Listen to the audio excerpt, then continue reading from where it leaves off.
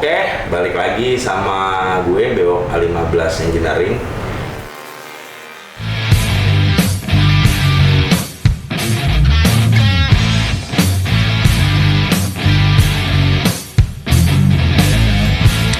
Kita lagi di segmen cek fisik. Sebelumnya gue minta maaf, mungkin udah berapa tahun nggak upload video juga, udah hampir 5 tahun kayaknya nggak upload video. Lagi bebenah bengkel juga. Mungkin sekarang lo lihat sekarang layoutnya agak beda. Ya, disclaimer sedikit, kita udah pindah lokasi yang tadinya di garasi rumah di video sebelumnya lo bisa lihat. Sekarang kita udah pindah di pinggir jalan. Alhamdulillah ada rezekinya kita bisa pindah.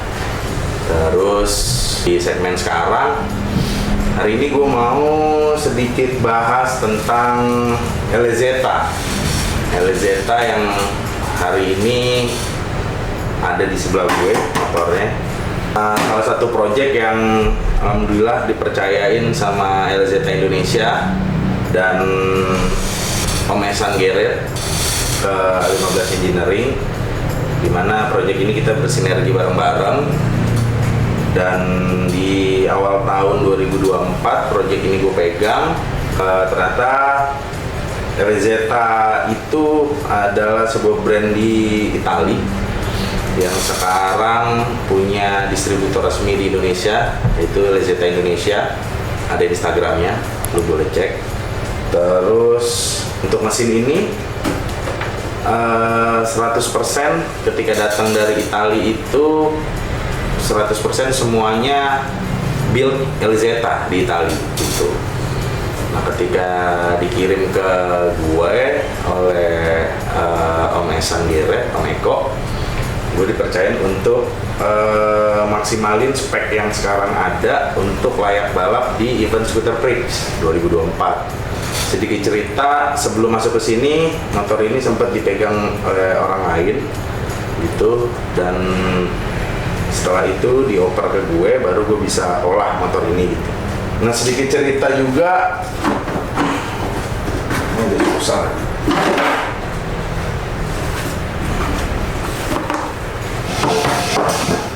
Motor ini benar-benar apa ya, agak sedikit aneh dalam tanda kutip, karena hampir semuanya itu brand dari sana, dari Itali, dari Elezeta. Yang bisa gue jelasin sedikit-sedikit itu speknya. Untuk karburator di sini built-innya pakai VASB 39 mm. Untuk blok itu pakai Elezeta. Lalu pengapian ini covernya, kipasnya, fan-nya ini pakai Elezeta, cuman untuk sistem pengapian di dalamnya itu pakai PVL, yang dimana PVL-nya ini ada specialty sendiri yang dibuat sama Elezeta yang mungkin beda dari PVL lainnya. Terus untuk knalpot di sini made by Elezeta juga. Terus rasio itu dari Elezeta juga. Yang gua buat untuk project ini itu cuman sebenarnya mesin ini udah kencang, tapi cukup dan handling yang bagus seperti itu. Nah, apa aja yang gue kerjain? Salah satunya gue cuman ngatur ulang durasi transfer, durasi exhaust, terus timing pengapian gitu. Lebih ke situ untuk nyesuaiin karakter pembalap untuk race, dimana pembalap itu Mas Putra PK 122 dari Sukabumi. Habis itu crankcase itu yang awal datang dari Italia itu semuanya besar gitu, jadi terlalu banyak ruang di dalam crankcase. Yang sepengalaman gue, ya mungkin kalau ada pendapat lain monggo silahkan, akan sedikit banyak kedodoran di RPM bawahnya gitu. Jadi gue putusin, gue bilang sama Om Eko Esan Geret untuk ganti crankcase-nya di sini pakai Quattrini, yang lama juga Quattrini, tapi beda spek di dalamnya gitu. Lalu untuk ukuran piston ini sebenarnya kecil, ukurannya cuma 5797. Terus truknya ini 56, sekian. Kerkasnya juga LZ gitu. Nanti gue liatin kerkasnya seperti apa, mungkin di video selanjutnya. Nanti gue liatin seperti apa. Mesin ini sebenarnya unik karena dengan cc yang kecil dia bisa dapat power di kisaran 33 sampai 38 HP mungkin. Terakhir ketika power ini dilepas dimaksimalin, gua sempat ketemu di angka 38,5 HP. Lalu ketika gua coba untuk ikutin maunya karakter sirkuit Sentul itu, gua running kisaran di 30 sampai 33 HP. Itu. Untuk kaki-kaki sendiri, gua pakai di motor ini ada PLC Cox untuk hubnya. Wheelnya kita pakai Pinasco, bannya ya pasti Pirelli. Terus shock breaker depan kita pakai Stag 6, arm depannya kita pakai Polini set dengan forknya. Habis itu belakang shock breaker belakang kita pakai Stag 6 juga. Nah, untuk frame ini sebenarnya unik karena ini dibuat sama Omeko Sangere. Dia kerjasama dengan Barok Metal Works gitu kan, BBW. Dimana frame ini menggunakan pipa roll bar dari mobil off-road. Dimana pipanya bukan pipa-pipa besi material yang buat bangun rumah, beda. Ini memang automotive grade yang gue lupa namanya apa, Omeko yang lebih paham. Yang bisa dibilang frame-nya udah cukup oke buat menikung dan segala macam, udah lebih stabil gitu. Lalu untuk tangki sendiri ini handmade gua sendiri bikin karena time frame yang lumayan mepet, jadi yang penting fungsi dulu. Bentuknya nomor 28, tapi kalau lo mau bikin yang lebih bagus juga bisa masuk terus. Rem depan master rem kita pakai Ako 1, handle kirinya juga Ako 1, tapi kebetulan lagi dicopot. Terus stabilizer bawah pakai Moto1 karbon. Habis itu sliding frame ini by Sangere. Ini bodi sebenarnya modular, dia ini bisa dibuka. Di sini ada baut. Jadi bodi ini Trimas yang peruntukannya untuk Vespa PK, tapi bentuknya kayak SS gitu. Jadi bodi belakangnya juga agak beda, lu bisa lihat. Ini kuncian, jangan dilihat. Nah, ini aja dari samping. Dia lebih kecil kayak PTS tapi belakang kotak. Gitu. Unik. Kelebihannya apa sih buat si blok dan perkasa LZ ini? Sebenarnya blok ini bisa dibilang spek goib gitu. Hampir mungkin di Indonesia baru ini. Enggak, ada 2 kayaknya, 2 atau 3. Tapi yang diikut sertakan bentuk balap itu baru ini gitu. Karena bloknya punya durability yang cukup kuat. Nggak beda dengan brand-brand lain yang dulu pada tahu. Terus pendinginan yang lebih baik karena siripnya dia beda sendiri, nanti gue bisa liatin. Si kerkas ini dia punya bobot yang lebih berat dari kerkas-kerkas satu jenis pada umumnya. Dari brand Fabri, dari brand Quattrini, kerkas ini punya berat yang lebih berat. Terus punya stang seher yang dibuat di Primatis, which is itu lebih good, lebih baik.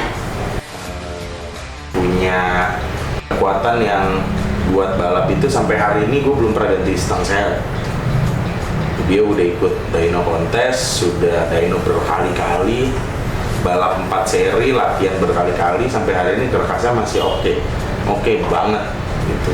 Catatannya kerkas ini gak geter, itu yang banyak orang ngeluh kan selama ini kerkas racing berat tapi getar, dan ini kertas yang gue juga termasuk yang amazing, kertasnya nggak getar. Ini buat gue keren karena kertas berat biasanya getar tapi ini enggak. Itu keren. Dari segi balancing kertas itu dia bisa dibilang balancingnya nggak terlalu yang aneh-aneh, maksudnya nggak yang berat banget di atas, nggak yang berat banget di bawah, jadi sedang-sedang gitu, nggak yang lebay banget bandulannya sampai pinggir segala macam gitu, enggak. Ini masih oke buat ya, kalau buat daily memang sedikit overspec, tapi kalau lu speed junkie sih ini enak banget. Lu bisa bikin apa yang lu bilang, tapi memang untuk pemasangannya gue pribadi pesan ke lu yang pada nonton, kalau bisa lu harus punya mekanik yang memang udah berpengalaman dengan engine yang aneh gitu. Dalam artian aneh tuh yang ukurannya nggak bisa langsung lu pasang langsung beres gitu. Jadi ini ada sedikit penyesuaian. Dalam artian penyesuaian itu lu nggak bisa nih kalau misalkan kita sebut nama, kita pakai Quattrini 144, crankcase 144, segalanya punya 144 kita pasang beres gitu. Bisa ini begitu, cuman rasanya akan jauh lebih enak ketika lu bisa atur segala sesuatunya lebih benar gitu. Maksud gua yang gua maksud adalah durasi, rasio kompresi, hal-hal yang seperti itunya gitu.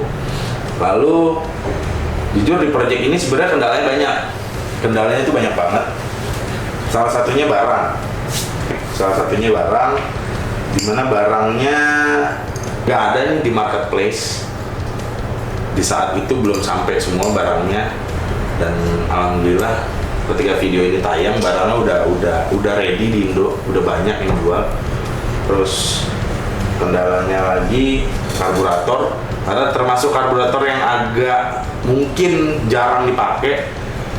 Jadi gue pribadi ketika dapat karburator ini agak pusing buat setup karena punya spuyer yang banyak. Maksudnya pilot jetnya itu ada 2, main jetnya dia 1, tapi sistem kerjanya berbeda dengan karburator lain, itu beda-beda.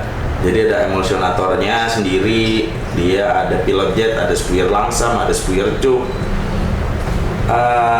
Ya mungkin sekilas mirip-mirip kayak karbu 2020 SI sekilas ya, tapi ternyata beda, nggak bisa disamain. Nah, gue coba pakai karbu PWK, karbu Jepangan, dan lucunya powernya masih lebih besar menggunakan di Lorto gitu. Itu gue kendala tuh, sampai gue harus custom spuyer, minta tolong sama Mas Putra PA untuk custom spuyer. Tapi belum banyak improve karena gue kendala juga di saat itu membran, karena powernya besar, motor di push, otomatis tiap race kita harus ganti membran. Nah di saat itu gue kehabisan stok gitu kan, membran, dan mau nggak mau harus order lagi. Dan ternyata ketika membran belum sampai, gue akalin pakai membran akal-akalan, power yang keluar itu tidak sebagus membran yang seharusnya gitu. Jadi sebenarnya tebalnya sama tapi fleksibilitasnya berbeda gitu mainnya, kurang lebih gitu. Itu doang sih sebenarnya kendala yang paling. Rasio itu sempat gua ada kendala karena tracknya agak pendek, rasio ini kepanjangan, jadi harus setup ulang rasio. Alhamdulillahnya mesin ini 2 kali banyak rasio waktu itu. Jadi primer sekundera kurang lebih ada berapa? Ada 6 biji kalau nggak salah. Nah itu gue bisa setup di situ. Tapi untuk 1, 2, 3, 4 gue tetap harus ada yang custom untuk nyesuaiin track dan karakter pembalap. Dan alhamdulillah motor ini performanya bagus, walaupun belum bisa jadi juara umum di Scooter Prix, tapi paling tidak bakatnya sudah kelihatan, datanya sudah komplit, yang semoga di 2025 nanti bisa dimaksimalkan dari data yang ada gitu. Nah untuk data logging di motor ini kita pakai Micron 52T, nah, dimana di sini fungsinya gue buat baca racing line, gue buat baca RPM di tikungan-tikungan tertentu, buat baca kurang lebih rasio gue udah cukup apa belum, speed gue berapa gitu. Jadi data logger yang gue pakai Micron 52T ini cukup membantu buat collect data yang banyak buat riset lanjutannya gitu. Mungkin kalau video kayaknya segitu dulu kali ya.